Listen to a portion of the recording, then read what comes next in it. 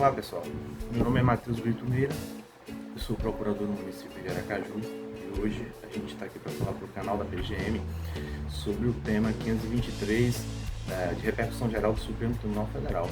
Vamos à leitura do tema, né? Recentemente, em 8 de maio de 2020, o plenário do Supremo Tribunal Federal definiu, abre aspas, são constitucionais as leis municipais anteriores à emenda constitucional 29 de 2000 que instituíram alíquotas diferenciadas de IPTU para imóveis edificados e não edificados, residenciais e não residenciais.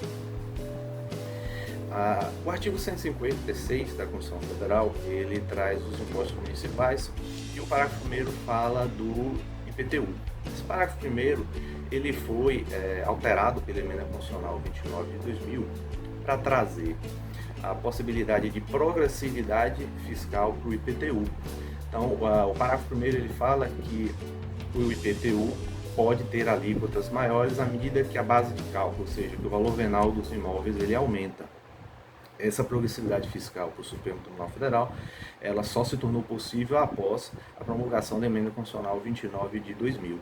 E aí a gente vê a súmula 668 do próprio Supremo, que fala que pode sim o IPTU ser progressivo, desde que a legislação venha depois da emenda constitucional 29 de 2000.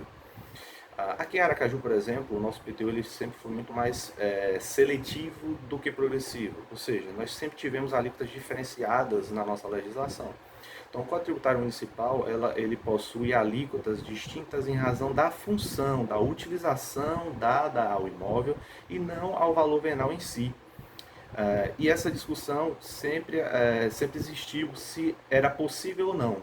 Pode-se ter alíquotas diferenciadas nas leis antes de 2000? Então, o que acontece? O parágrafo 1º também trouxe a seletividade de alíquotas, as alíquotas diferenciadas em razão da função, do uso dado ao imóvel. E a discussão que chega ao Supremo era possível essas alíquotas seletivas mesmo antes da emenda constitucional 29 de 2000 ou ela só se tornou possível por conta da emenda constitucional 29 de 2000?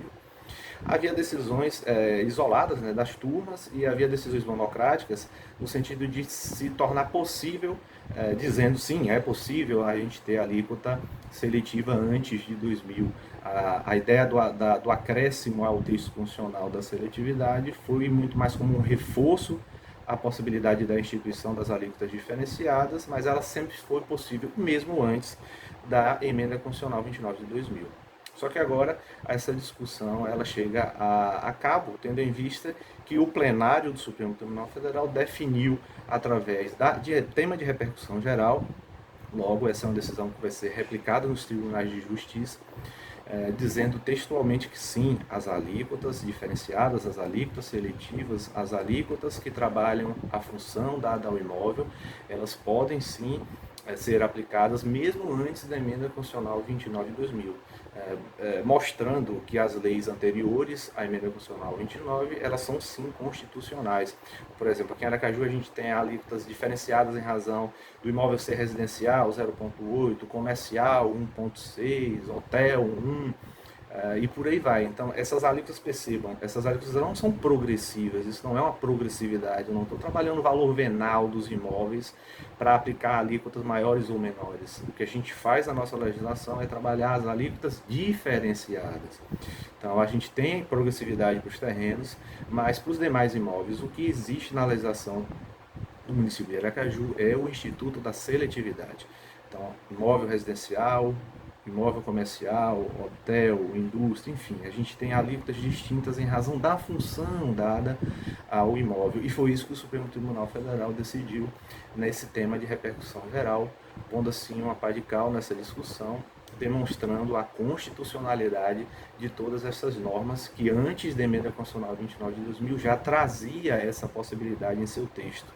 Ou seja, nós temos sim essa seletividade, ela é constitucional, e ela deve sim ser aplicada em razão das distinções da função que é dada ao imóvel.